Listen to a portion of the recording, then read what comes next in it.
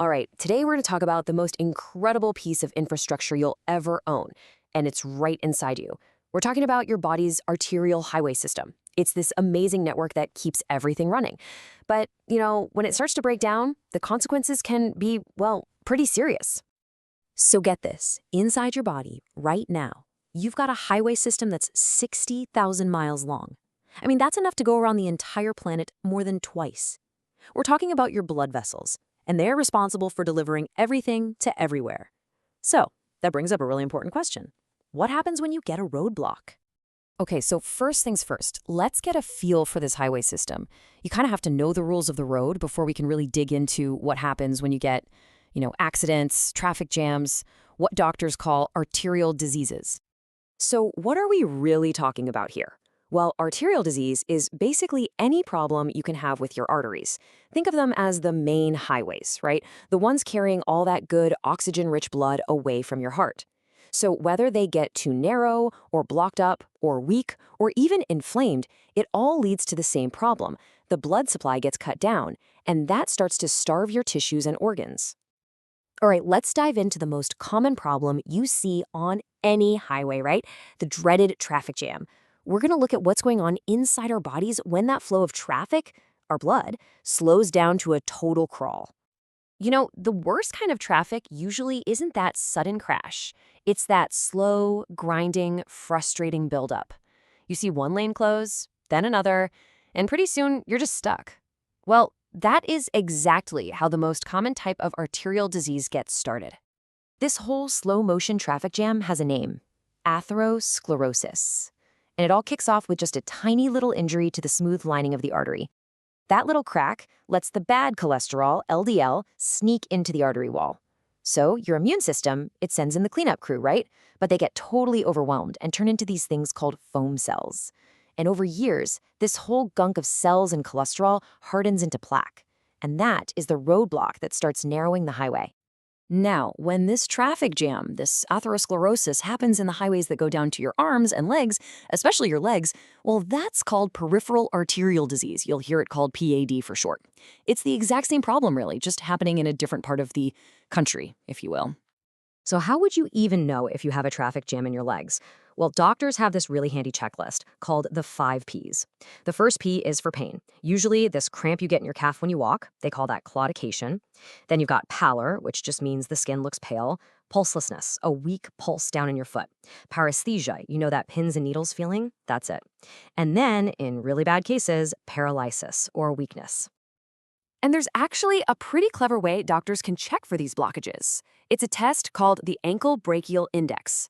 All they do is compare the blood pressure in your ankle to the blood pressure in your arm. See, if the highways are clear, those pressures should be pretty much the same, a ratio of about 1. But if that number drops below 0.9, that is a big red flag that there's a traffic jam somewhere down in your leg. Okay, so we've talked about that slow, creeping traffic jam of atherosclerosis, but here's the thing. Arterial problems aren't always that slow. No. Sometimes it's more like a sudden, catastrophic, multi-car pileup that just shuts down the whole highway instantly. This kind of sudden event is called an arterial embolism. What happens is a clot, a lot of times from the heart, just breaks loose. It travels down the highway system until, bam, it gets stuck in a smaller artery and causes a total blockage. The signs are actually a lot like PAD, but they hit you all at once, and they're way more severe. You get those 5 Ps we just talked about, but there's an extra one, a 6th P. Poikilothermia. It's a mouthful, but it just means the limb gets really cold to the touch. And let me be clear, this is a massive medical emergency. So up to now, we've been all about the traffic, right? Blockages and clots. But what if the problem isn't the cars at all? What if it's the road itself?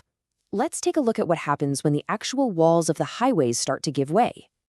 This kind of structural failure has a name you've probably heard, an aneurysm. All it is a weak spot in the artery wall that starts to bulge out because of the pressure. It's kind of like a pothole on the highway that just keeps getting bigger and bigger, quietly putting the whole road at risk.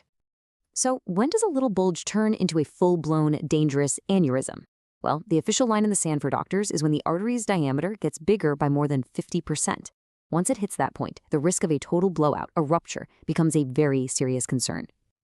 Okay, so if an aneurysm is like a growing pothole, then an aortic dissection, man, that's like the pavement of the road itself, splitting into layers. The actual layers of the aorta, that's the main superhighway coming right off the heart, they literally peel apart, and blood forces its way in between them. People have had this happen describe it as a sudden, unbelievably intense tearing pain. It is absolutely one of the biggest emergencies in all of medicine. So we've got blockages and we've got weak roads. But believe it or not, there are other hazards to look out for on this highway system. So for this last part on problems, we're going to quickly touch on things like road inflammation and faulty traffic signals. Let's break these into two different types of problems. First, you've got road inflammation. The medical term is vasculitis.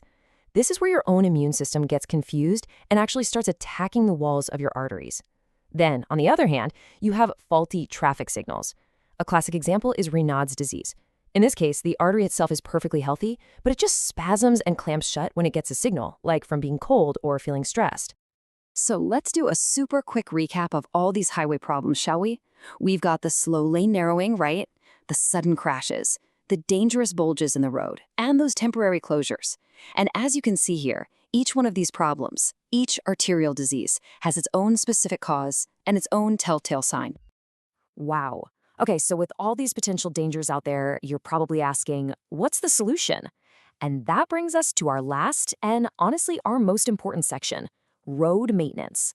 Let's talk about what we can actually do to keep these highways clear, open, and safe.